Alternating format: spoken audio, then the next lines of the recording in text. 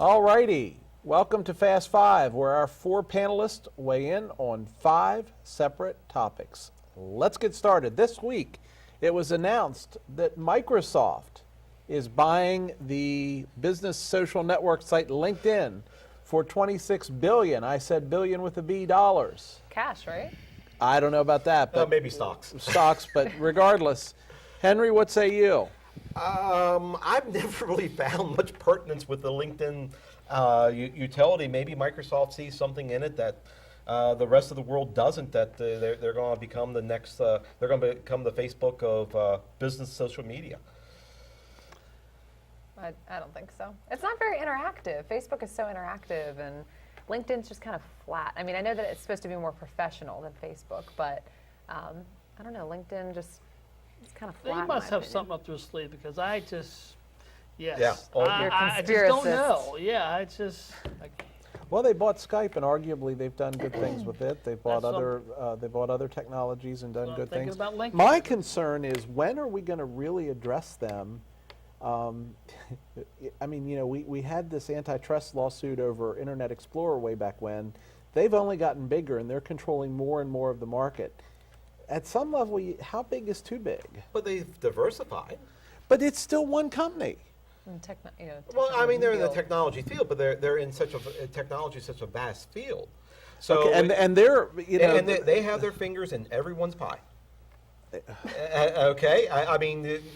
They are into everything, and they're analyzing what potential markets they can explore and dominate. I mean, Microsoft has always been about domination. I bet there's a Microsoft product in everyone's home.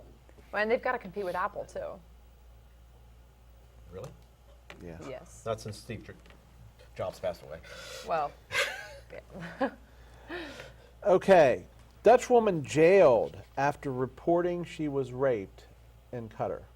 Okay, I'm sorry. Why was she? What is up with that? That, I mean, that is Islamic-based law at its worst. The old, you need 8 men to verify that a Right. woman was raped before she can charge somebody with rape. Ridiculous. The fact that they can get stoned in the street if we think they're doing something right, wrong. They can't drive, they can't vote, they can't hold office. They can't I mean, go to school.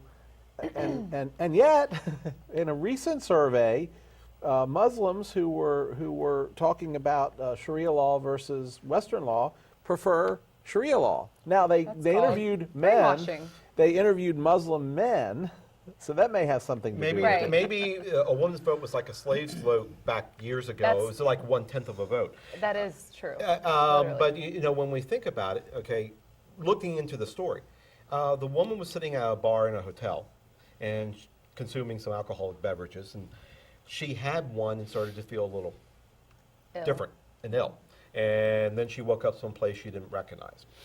Now, she has a suspended jail sentence out of this. But the fellow who she accused wound up getting 40 lashes and then 11 lashes because he was consuming alcohol. And as a Muslim, in a Muslim country, you cannot consume alcohol. I can't really put into words how crazy this process was, and I understand it's a process of a foreign country that I don't need to understand. But if a woman accuses an individual of rape, I think, okay, enough said.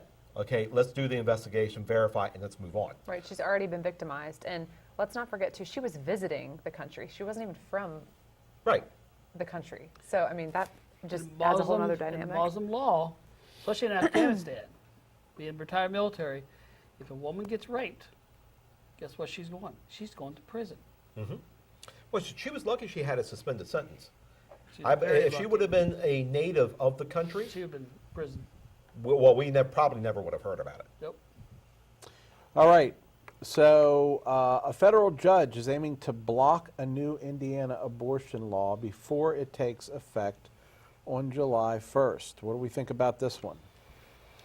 Wow. It's called the Dignity for the Unborn Act because that's the goal, providing dignity for these babies that are aborted. All it says is that, they need to be cremated.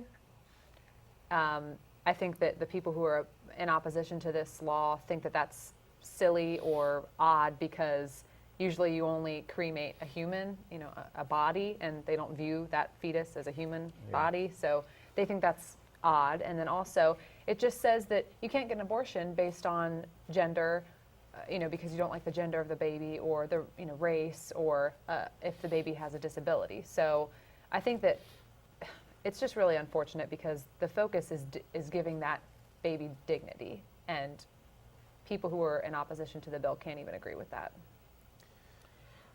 One of the things I sort of latched on to was if the baby was going to be born with a disability.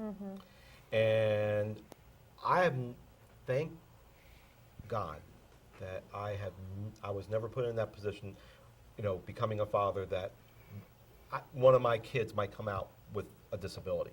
And then that you have to contend with that, because that is a life-altering and changing decision.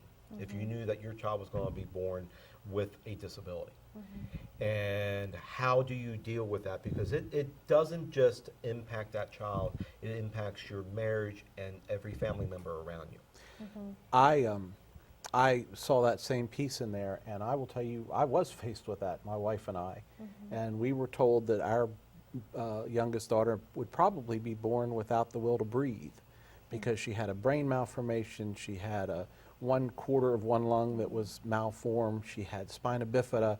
The quote, they had never seen one kid with this many issues at the same time, end quote. And we looked at it, and I guess at the end of the day, we decided that's not a decision we could make. And now we have a daughter that is performing in probably the 90th percentile of spina bifida kids. And Excellent. God forbid I would have done, or she would have done, something stupid and aborted that child. And that's a tough decision that all of us, fortunately, you made the right decision. And, choosing to take a life, but we can sit back. I believe Mozart had severe issues as a child, and in today's society he probably wouldn't have been born, but he survived. And this is really a hard. Let me tell you tough something. decision. That is when the rubber hits the road, whether you're pro-life or pro-choice. Yes. When you're faced with it. I mean, I know what my decision would have been, but All right. I can't speak for others. WikiLeaks to publish additional Clinton emails. I can't wait to read emails. How does WikiLeaks get something before we do? I don't get it. I thought they cut off that guy's access. Snowden, he sent it over on his way out. Okay. Yeah. I'm All sure, right. yeah. Last one. We're about out of time. Could judge in Stanford rape case be ousted? This is the judge that gave an unbelievably crazy low sentence to this rapist. I say yes. I Be say gone I with agree. him. I agree. Today they announced that he had another case before him regarding sexual misconduct. They refused to allow him to hear that case and moved to somebody else. Good. So Thank goodness hopefully for he's that. out the door. Okay, that's all the time we have on that one. Stay tuned, because next up is the last call. We'll be back in 3 minutes.